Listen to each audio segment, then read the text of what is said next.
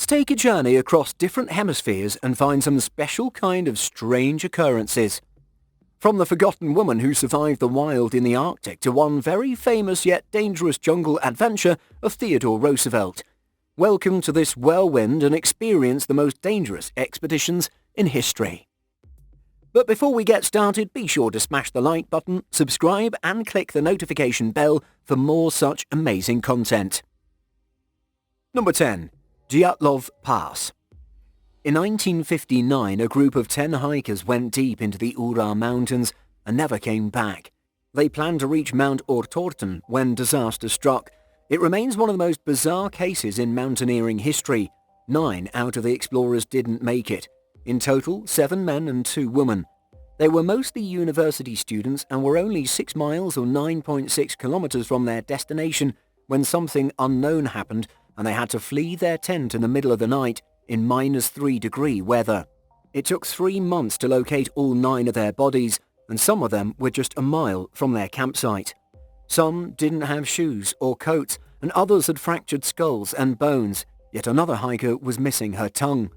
All the time, Russian authorities said that this was due to natural causes and therefore closed the case, never to be talked about again. The sole survivor, Yuri Yudin, was also a student and was meant to be with the group but got a case of dysentery and had to turn back. What happened that night? No one knows. 6 of them died due to hypothermia while 3 died from injuries. 2 were under a cedar tree and within the vicinity there was a small campfire. 4 others were found in a ravine 250 feet under with burns on their hands. 1 had his foot wrapped in a piece of the other's pants and yet another was wearing the coat and hat of someone else. The clothing was cut up as if forcefully removed. There were several conspiracy theories, from monsters, hysteria, or the military classified files deep in the mountains. Yuri has been racked with guilt, being the one and only survivor. He says that the investigation focuses on why the hiking team was there instead of what really happened to the 9 students. He thinks some testing or weapon killed the group. Some say that an avalanche killed them. That said, there's not a conclusive story with facts to show what happened to the 9 hikers. Number 9. Ada Blackjack. In June 1923, this young woman by the name of Ada Blackjack was left for dead on Wrangel Island in Siberia. Just 2 years before that, she was living in Alaska, caring for her son. She had left her son at a local orphanage until she was stable enough to support him. Her son was also sick from tuberculosis and the weather was too harsh. Then came Vilhelmur Stephenson, a Canadian explorer whose mission was to claim Wrangel Island for Britain. This island is about 250 miles or 402 kilometers west of Alaska and 100 miles or 161 kilometers north of Siberia. So Stephenson gathered a small crew as well as some supplies, including the help of Ada Blackjack. Ada was to be paid $50 a month, which was more than she could make in any other job.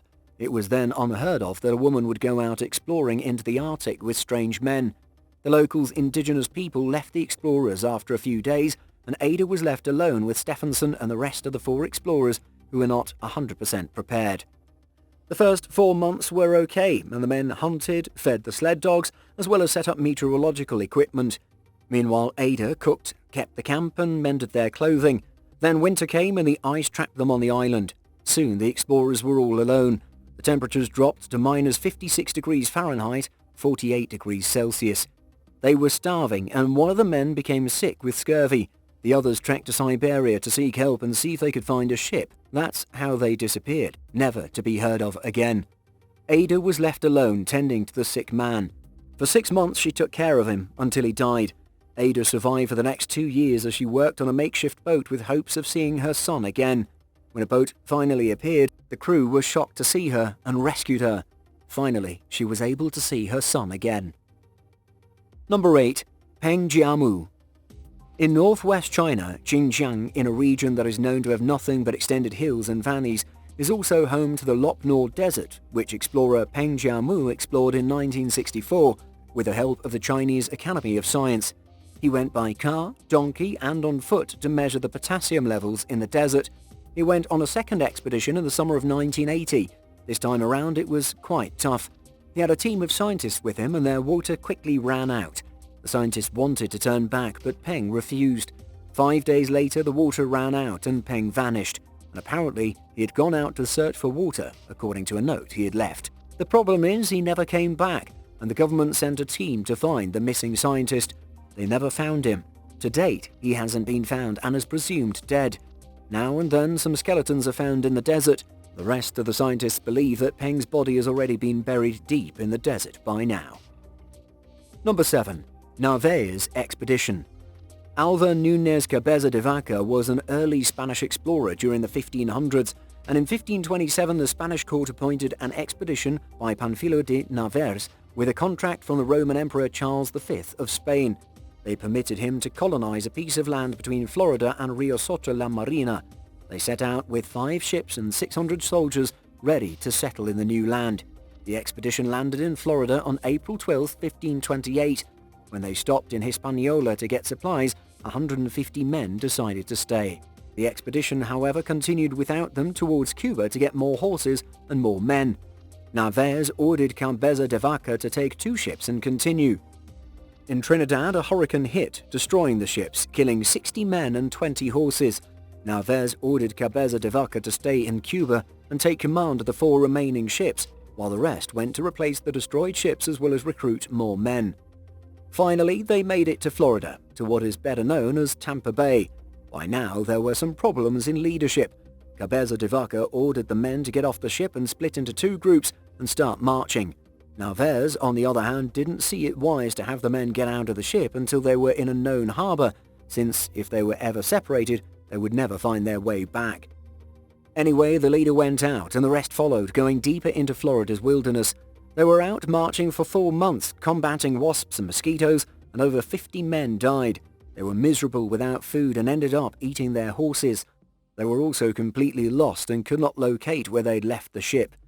Native communities were mostly friendly, but it was clear they wanted the invaders gone. The Spaniards tried to capture a town belonging to the Apache, where there was a lot of food and corn to eat. The town was prepared and attacked the invaders. The Spaniards had some casualties as they continued with their journey, trying to steer clear of more native communities as they tried to find their way back to their ships. The Spaniards built rafts to find their way back to civilization. They ended up in Texas, Galveston, which they called the Isle of Misfortune. They were rescued by a native group who helped them recover their health, but also made them slaves, and were all separated.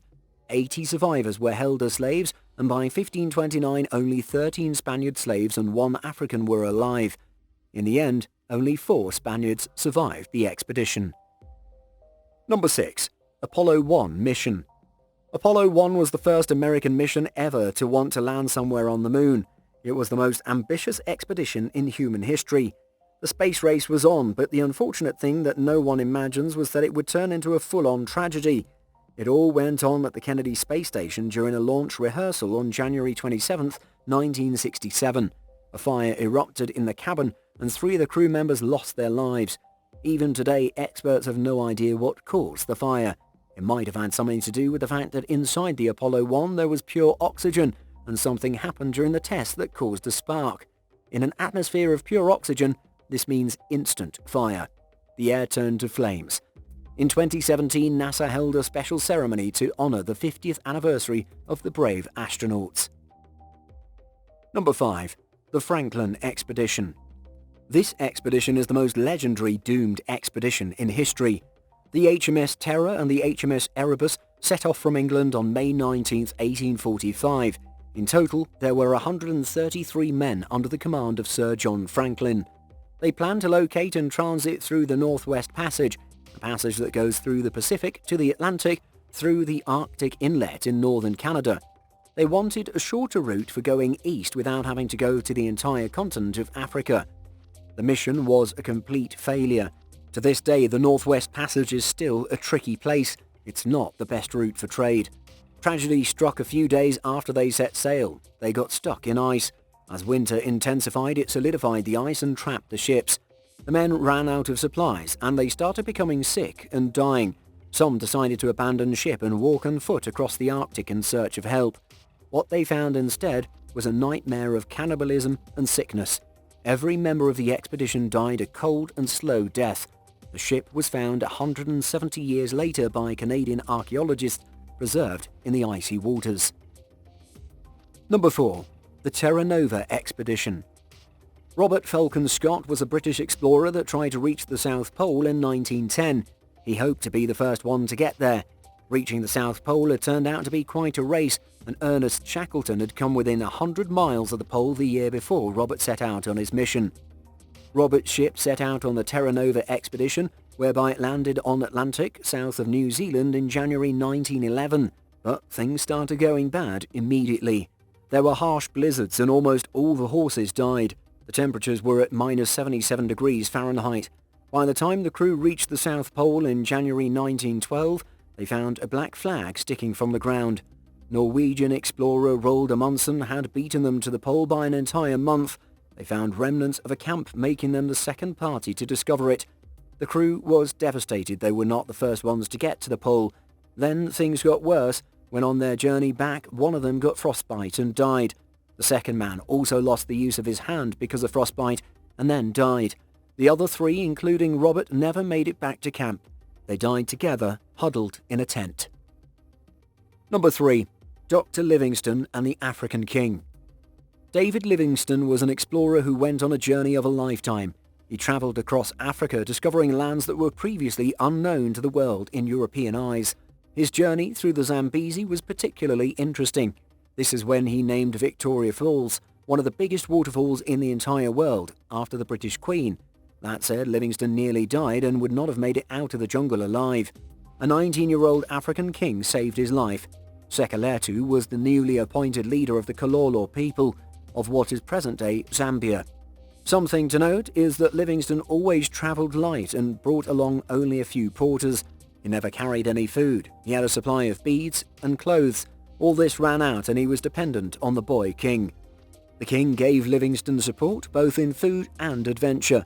Were it not for the king's generosity, Livingston would have died of hunger or worse. Number 2. The first Everest Expedition. In 1924, there was a British expedition to finally conquer Mount Everest. There was another expedition 2 years earlier that had failed, and climbers were confident that 1924 would be a good year. The plan was to climb using bottled oxygen. The plan was to climb starting from Tibet, since at the time Nepal was a closed country and foreigners were not allowed in. George Mallory was a seasoned and experienced climber, and he could get the team to the front. He was joined by Andrew Irvine, who on the other hand had no climbing experience. He, however, knew how to use the oxygen apparatus that was to aid them in the climb. The men were last seen in the afternoon of June 8th. They set off at 23,100 feet with high hopes and good spirits. They were never seen again. It is believed that the two men did indeed reach the summit and had problems finding their way in the thick snow. Several years later, an ice axe was discovered 27,750 feet, but it's only in 1975 that a body was found 750 feet below the axe by a Chinese climber. It was confirmed to be Andrew Irvine. To this day, George Mallory has never been found. Number 1. Theodore Roosevelt Jungle Adventure. Theodore Roosevelt is arguably one of the most adventurous presidents in America's history. In 1913, he was 55 years old when he decided to go deep into the jungles of Brazil and uncharted territory. This was a consolation prize after losing his last term at becoming president. Roosevelt journeyed along what is known today to be the River of Doubt with a small party in canoes. The team was tormented endlessly by mosquitoes, flies, and possible alligator attacks. There was also fear that they would be killed by a hostile tribe. He was almost bitten by a venomous snake that sank its teeth into his boots. After hitting rapids, their canoes were destroyed and they had to build new ones in the jungle. One man drowned in a whirlpool. Around this time, they also realized they were being stalked by the natives. A native killed one of their dogs with arrows. Everyone in the crew came down with malaria and Roosevelt got a fever after cutting his leg on a rock. One of the porters killed a Brazilian man, ran off in the jungle and was never seen again. And by the time the men made it back to civilization, Roosevelt had lost a quarter of his weight and never went for another expedition again. He, however, tried to volunteer to fight in World War I. That's it for today. We hope you liked the video. Please like and subscribe and we'll see you again next time.